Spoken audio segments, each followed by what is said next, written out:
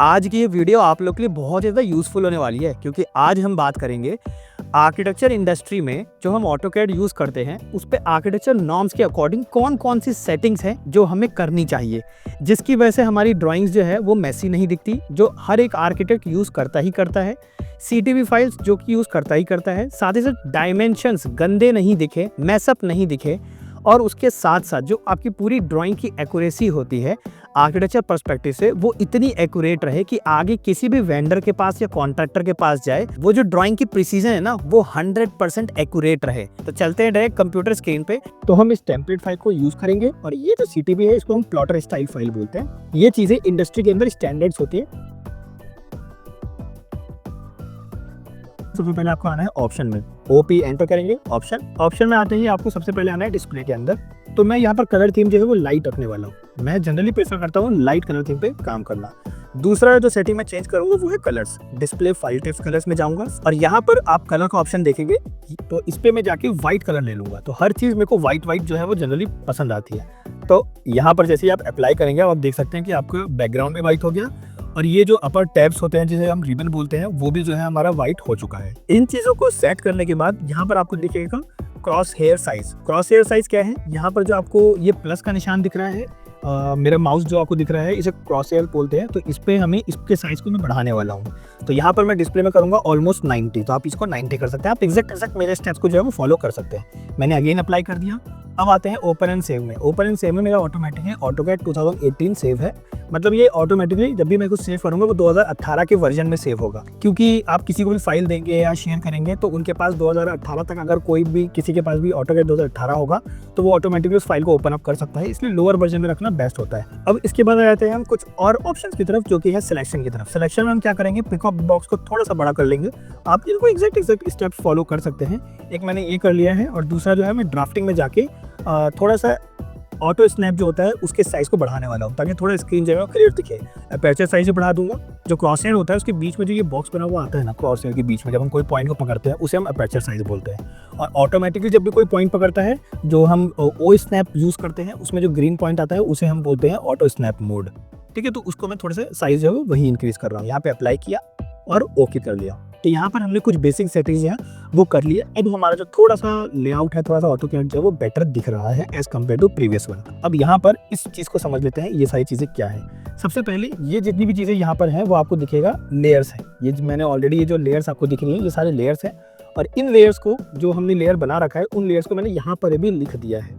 क्या प्रॉफिट होता है इसका, सबसे पहले मैं वो बता दूँ कि जनरली हम जब भी कोई ड्राइंग बनाते हैं तो हमें बार बार ना ऐसे लेयर सेलेक्ट करना पड़ता है। जैसे मान लीजिए मुझे वॉल बनानी है तो अब मुझे लेयर या तो मैं पहले वॉल बना लूँगा ऐसे और उसके बाद 230 का ऑफसेट मार लूँगा वॉल की थिकनेस से, तो ये मेरी वॉल बन गई। अब वॉल बन गई, मेरे को उसको सेलेक्ट करके फिर इसको वॉल की लेयर में डालना पड़ेगा या फिर मेरे को वॉल में जाना पड़ेगा। तो इन चीज़ों से क्या बेटर होता है कि आप यहीं पर ही देख सकते हैं कि वॉल कहाँ है। अब जैसे देख सकते हैं यहाँ पर ये वॉल टाइप दिख रहा है आपको, उसके बाद आप देख सकते हैं यहाँ पे ब्रिक वॉल लिखा हुआ दिख रहा है। तो आप इसको डायरेक्ट मैच प्रॉपर्टी करवा सकते हैं। MA एंटर मैच प्रॉपर्टी, इस पे क्लिक करेंगे और डायरेक्ट आप इस पे क्लिक कर लेंगे तो ऑटोमेटिकली मैच प्रॉपर्टी हो जाएगा। तो इससे ईज ऑफ वर्क हो जाता है। तो जो भी आप लेयर है मैंने इसलिए इसको सामने रख दिया ताकि ईज ऑफ वर्क हो जाए। जब आप स्टेयरकेस बनाएंगे तो अप एंड डाउन का जो है वो ऑलरेडी लिखा हुआ दिख जाएगा और ये आप एरो को वहाँ पर लगा सकते हैं स्टेयरकेस बनाते वक्त, इसलिए मैंने स्टेयरकेस के सामने रख दिया है। जब आप बाउंड्री बनाएंगे, प्लॉट की बाउंड्री बनाएंगे तो आप इससे मैच प्रॉपर्टी करवा सकते हैं। सेटबैक अगर बनाना है तो आप इससे मैच प्रॉपर्टी करवा सकते हैं। तो ये ऑलरेडी मैंने उसके आगे जो लाइन दे रखी है वो लाइन टाइप और लाइन विड्थ के साथ भी दे रखा है। जिसमें जरूरत है उसमें मैंने लाइन विड्थ और लाइन टाइप दे रखा है। जैसे कि इसमें आप देख सकते हैं कि लाइन विड्थ और लाइन टाइप दोनों ही प्रोवाइड कर रखा है। ठीक है, अगर आपको गिलास बनाना है, गिलास दिखानी है, रेलिंग दिखानी है, विंडो दिखाना है तो आप इससे मैच प्रॉपर्टी करवाएंगे, इससे नहीं। दूसरी चीज़, आपको अगर वर्किंग ड्राइंग करनी है, मतलब वर्किंग ड्राइंग करनी है तो उसके लिए डायमेंशंस भी मैंने आपको दे रखी है और जनरल डायमेंशन डालना है उसके लिए मैंने आपको दे रखा है। वो आप यहाँ से जो है उसको डायरेक्ट मैच प्रॉपर्टी करवाएंगे। ये हमारा जनरल डायमेंशन के लिए होता है, ये हमारा वर्किंग ड्राइंग के लिए होता है। तो जनरल डायमेंशन में आप देख सकते हैं कि मैं आपको दोनों ही चीज़ प्रोवाइड करवा रहा हूँ कि हम mm में भी देख लें और साथ ही साथ हम जो है उसको फीट इंचेस में भी देख लें। तो जिसको फीट इंचेस में समझ में आता है वो फीट इंचेस देख पाएगा और जिसको mm समझ में आता है वो mm देख पाएगा। तो ये दोनों के लिए बेनिफिशियल हो जाता है। उसके बाद अगर आपके पास वाटर बॉडी है तो आप यहाँ से करवा सकते हैं डायरेक्ट जो है आप इसको यहाँ से मैच प्रॉपर्टी करवा सकते हैं। ड्राइववे बना रहे हैं, पार्किंग वाला एरिया है तो यहाँ से लेंगे। स्टोन डेक बना रहे हैं, टॉयलेट्स की टाइल दिखानी है आपको तो ये स्टैंडर्ड्स हैं। डेक वुड दिखाना है ये स्टैंडर्ड है। तो ये चीज़ें कुछ स्टैंडर्ड्स हैं जो कि आपको फॉलो करनी होती हैं, इसलिए मैंने आपको ये फाइल जो है प्रोवाइड की है। साथ ही साथ यहाँ पर आपको लेयर्स भी दे रखी है, वो सारी चीज़ों को भी आप देख सकते हैं और फॉलो अप कर सकते हैं। मैं आप लोग कुछ पॉइंट बता दूं कि आपको क्या क्या ख्याल में रखना है ड्राफ्टिंग करते वक्त, जिसमें कि सबसे पहले आने वाला है कि जब भी आप वॉल्स बनाए या कोई भी ड्राइंग बनाए, आप हमेशा उसको पॉली लाइन में बनाएं। या तो आप PL एंटर कीजिए, पॉली लाइन, और उसके बाद आप बनाएंगे। तो इससे प्रॉफिट ये होगा कि आप जब भी सेलेक्ट करेंगे तो वो सब एक बार में सेलेक्ट होगा। सबसे बेटर वाली बात तो ये होगी कि वो सब एक बार में सेलेक्ट होगा, ठीक है। उसके बाद इससे वर्क करना ईजी हो जाता है। जैसे मान लीजिए अगर मेरे को इसको स्ट्रेच करना है तो मैं इसको डायरेक्ट इतना सेलेक्ट करके स्ट्रेच कर पाऊंगा, ठीक है। तो ये स्ट्रेच करना ईजी होता है और ये प्रोफेशनल तरीका होता है काम करने का, क्योंकि अब आपको प्रोफेशनली जो है वो वर्क करना है। आपके प्रिसीजन्स एकदम एक्यूरेट होने चाहिए, कोई भी कंफ्यूजन या कोई भी एरर नहीं आना चाहिए, एकदम प्रिसाइज होनी चाहिए आपकी ड्राइंग। उसके लिए ये सारी चीज़ों को करना ज़रूरी होता है। तो सबसे पहले आपको पॉली लाइन में बनाना है। अगर आप पॉली लाइन में नहीं बनाएंगे तो आप क्या कर सकते हैं, आप लाइन में बना लीजिए। अगर आपकी आदत लाइन में बनाने की है तो आप नॉर्मल लाइन में बना लीजिए। आप देख सकते हैं कि डिफरेंट सेलेक्ट हो रहा है क्योंकि मैंने लाइन में बनाया है। उसके बाद आप इन सबको सेलेक्ट करके J एंटर कर दीजिए, जो कि होता है जॉइंट। तो ऑटोमेटिकली पॉली लाइन की तरह ही वर्क करेगा। तो इस तरीके से आप कर सकते हैं। इसमें सबसे अच्छी बात क्या होती है वो मैं आपको बताता हूँ कि जैसे मान लीजिए आप पॉली लाइन बना रहे हैं या लाइन से बना के उसके बाद ज्वाइन कर रहे हैं, तो उसमें अच्छी बात क्या होती है कि जब भी आप कोई चीज़ को बनाते हैं तो अगर कहीं से भी ये ओपन अप रह जाता है तो आप इस पर डबल क्लिक करके आप क्लोज कर सकते हैं इसको यहाँ से, तो ये ऑटोमेटिकली क्लोज हो जाएगा उस जगह से।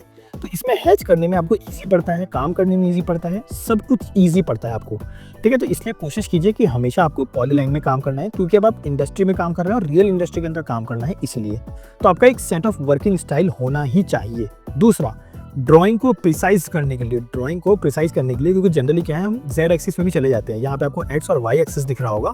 तो जनरली क्या है हम गलती से कई बार Z एक्सिस में भी ड्राइंग को बना देते हैं, या कई बार क्या होता है कि हम गलत डायमेंशन दे देते हैं। बहुत सारी चीज़ों से गलती हो सकती है। तो उस केस में हमें प्रिसाइज करने के लिए हमें क्या करना होता है कि आपको OS एंटर करना है, जो कि है ओ स्नैप मोड।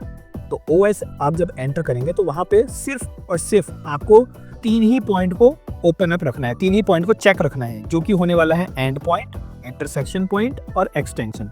बस इन 3 को आपको ऑन रखना है। उसके अलावा आपको बाकी सब डीसेलेक्ट कर देना है, अनचेक कर देना है। इससे क्या होता है कि ये ऑटोमेटिकली मिड पॉइंट नहीं पकड़ता, ऑटोमेटिकली सेंटर नहीं पकड़ता, ज्योमेट्री का सेंटर नहीं पकड़ता, कोई क्वाड्रेंट नहीं पकड़ता, कोई नोड नहीं पकड़ता, नियरेस्ट नहीं पकड़ता, टेंजेंट, परपेंडिकुलर, ये सारी चीज़ों को ऑटोमेटिकली नहीं पकड़ता है वो। क्योंकि कई बार क्या होता है जब हम छोटे छोटे डिटेल बना रहे होते हैं ना, तो हमें एंड पॉइंट से मिलाना होता है, लेकिन हमें पता ही नहीं चलता कि कब उसने हमें मिड पॉइंट से मैच करवा दिया और हम उस ड्राइंग को रिलीज कर देते हैं। तो पता चलता है कि उसके अंदर छोटे छोटे mm से एरर आना स्टार्ट हो जाता है। अब इससे होगा क्या, मान लेते हैं कि मैं एक लाइन बना रहा हूँ, अभी मैं लाइन कमांड को यूज़ कर रहा हूँ। तो मान लेते हैं मैं लाइन बना रहा हूँ, तो अब मेरे को अगर लाइन को इसको इसके मिड से जोड़ना है, मिड से, ठीक है, इस लाइन के मिड से जोड़ना है, तो आप देख सकते हैं कि बस एंड पॉइंट पकड़ रहा है। तो जो मैंने ऑन रखा है ना, ये सिर्फ वही पॉइंट पकड़ेगा। अगर आप OS स्नैप पे देखेंगे तो ये एक्सटेंशन, एंड पॉइंट और इंटरसेक्शन, बस यही ही 3 पॉइंट पकड़ेगा, उसके अलावा कुछ नहीं पकड़ेगा। तो उसके लिए आप देख सकते हैं कि मैं कहीं पे भी क्लिक करूंगा ना, ये ऑटोमेटिकली एंड पॉइंट से पकड़ना स्टार्ट कर देगा। मैं कोशिश कर रहा हूँ कि इसके मिड पॉइंट आए, लेकिन ये सिर्फ एंड ही पकड़ेगा। उस केस में हमें क्या करना होता है, हम शिफ्ट दबाएंगे, आप अपने कीबोर्ड का शिफ्ट दबाएंगे, माउस का राइट क्लिक करेंगे और उसके बाद आपको ये सारे ओ स्नैप वाले ऑप्शन दिखाना स्टार्ट कर देगा। तो यहाँ पर अब आपको करना है मिड पॉइंट, क्योंकि मुझे मिड पॉइंट पे सेलेक्ट करना है, तो मैं मिड पॉइंट पे सेलेक्ट करूंगा। अब देखेंगे ये सिर्फ मिड पॉइंट पकड़ेगा। ये रहा मिड पॉइंट इस लाइन का और ये रहा मिड पॉइंट इस लाइन का। अब ये एंड पॉइंट नहीं पकड़ेगा। तो इससे होता ये है कि ये आपके ड्राइंग को प्रिसाइज बना देता है, कि आपको पता रहता है ये आपको जहाँ पर जब मिलाना है आपने से वही ही ऑन कर रखा है, ओ स्नैप वो वही ऑन कर रखा है, उसके अलावा आपने कुछ भी ऑन नहीं कर रखा।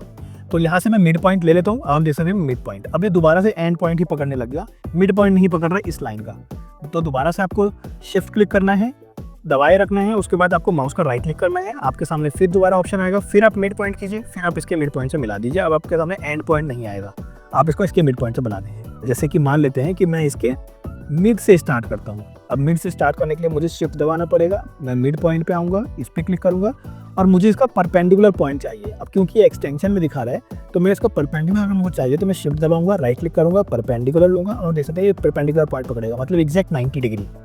तो इस तरीके से हमारी ड्राइंग जो है ना वो हमेशा प्रिसाइज्ड रहेगी, कभी कोई एरर नहीं आएगा, हमेशा आपके लाइफ टाइम जो है वो एरर फ्री ड्राइंग बनेगी। इंडस्ट्री के अंदर ऐसे ही वर्क होता है।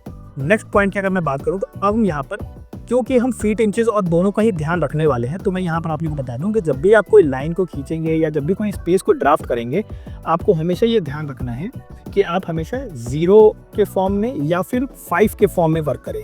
मतलब कि जैसे कि मैं आपको एक एग्जांपल देता हूँ कि मैंने कोई भी एक रैंडम लाइन क्लिक करनी है, उसको मैं जब ऑफसेट मारूंगा तो आपको हमेशा याद रखना है कि जो डिजिट है वो हमेशा लास्ट में 0 या फिर 5 ही आना चाहिए। मैं आपको एक एग्जांपल दिखा देता हूँ कि मैं यहाँ पर अगर आपको कोई भी फॉर्म स्पेस बनाना है तो या तो वो 5 होना चाहिए या फिर वो 0 होना चाहिए, ठीक है। लास्ट डिजिट उसका 5 या फिर 0 होना चाहिए और डेसिमल के बाद हमेशा 0 ही रहना चाहिए। जैसे मान लीजिए कि हमें 4 मीटर बनाना है तो 4 मीटर आपका लास्ट में आप देख रहे हैं ये 0 रहना चाहिए या फिर 5 रहना चाहिए, ठीक है। बस यही ही तो डिजिट हमारा लास्ट में रहना चाहिए। तो इससे क्या है, हम फीट इंचेस में भी देख पाते हैं और फीट इंचेस में एक्यूरेट आ पाता है। उसके बाद जो आपके डेसिमल के बाद होगा आपको हमेशा 0 रहना चाहिए। ये फिक्स्ड है कि ये 0 ही रहना चाहिए, इससे प्रिसाइज रहते हैं हम हमेशा, ड्राइंग में प्रिसाइज रहते हैं। दूसरा, ये लास्ट डिजिट हमेशा या तो 0 या फिर ये 5 होगा। तो इसका एक एग्जांपल ले लेते हैं। जैसे मान लीजिए कि मैं इसका ऑफसेट लेता हूँ, इसका ऑफसेट मैं लूंगा 1525, ठीक है। लास्ट डिजिट क्या है हमारा, 5 या फिर 0, दो में से कोई एक ही चीज लेंगे। अब मैं क्योंकि यहाँ पर 1525 ले रहा हूँ, ऑफसेट प्लेस करता हूँ तो ये आ गया हमारा 1525। अब आप इसकी डायमेंशन को अगर करेंगे DLI एंटर करके तो आप देखेंगे आपको दिख रहा होगा 1525। हमेशा 5 या फिर 0 रहना चाहिए, उसके बाद डेसिमल के बाद ये 0 रहना चाहिए, ये फिक्स है, ये 0 रहना चाहिए।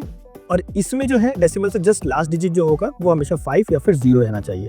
मैं बार बार इसलिए एम्फोसाइज कर रहा हूँ क्योंकि इससे हमें ड्राफ्टिंग में काफ़ी ज़्यादा हेल्प मिलती है। जैसे कि मैं जब इससे मैच प्रॉपर्टी करवाऊंगा ताकि हम इसको फीट इंचेस में भी देख पाएँ, ये मैंने मैच प्रॉपर्टी करवाई इसके डायमेंशन पर जाके। अब आप देखेंगे कि 1525 हमारा mm में आ रहा है और फीट में क्या आ रहा है, 5 फीट। तो जब हम ड्राइंग को रियल साइड पे काम करवाएंगे या जिसको फीट इंचेस समझ में आता है तो उसको ये चीज़ क्लियर समझ में आ जाएगा, अच्छा 5 फीट है, ये 5 फीट का मतलब 1525। तो इस तरीके से हम काम करवाते हैं वो बेटर रहता है। इसलिए आपको हमेशा या तो 5 या फिर 0 लेना होता है, ठीक है। जैसे कि 1830, अब आप 1830 लेंगे तो इसमें क्या होगा आप देखेंगे यहाँ पर। अब मैं इसको 1830 है, यहाँ पर मैं मैच प्रॉपर्टी करवाता हूँ। मैच प्रॉपर्टी का हम इसको फीट इंचेस में देखेंगे तो यहाँ पर आपको 6 इंच दिख रहा होगा, 6 फीट सॉरी, ठीक है। तो 6 फीट हो गया। तो इस तरीके से इसलिए हम हमेशा 0 या फिर 5 लेते हैं लास्ट डिजिट और डेसिमल के बाद 0 रहना चाहिए। आप जो भी कोई भी स्टेज बनाएंगे आपका सिर्फ यही ही रहना चाहिए, ये आप फिक्स कर लीजिए, ये थंब रूल है। तो आई होप सो कि आपको ये जो चैप्टर है वो कम्प्लीटली समझ में आया होगा और आपने ये जो 2 फाइल है वो इंस्टॉल करके एग्जैक्ट कॉपी कर ली होगी, जिसमें मैंने आपको टेम्पलेट दिया है और दूसरा आपको CTB दिया है। CTB को भी इंस्टॉल करेंगे, बाद में समझेंगे CTB कि हमने कहाँ पेस्ट किया था और वो कहाँ पर दिखाता है। लेकिन आई होप सो कि आपको ये वाला चैप्टर जो है वो कंप्लीट समझ में आ गया होगा।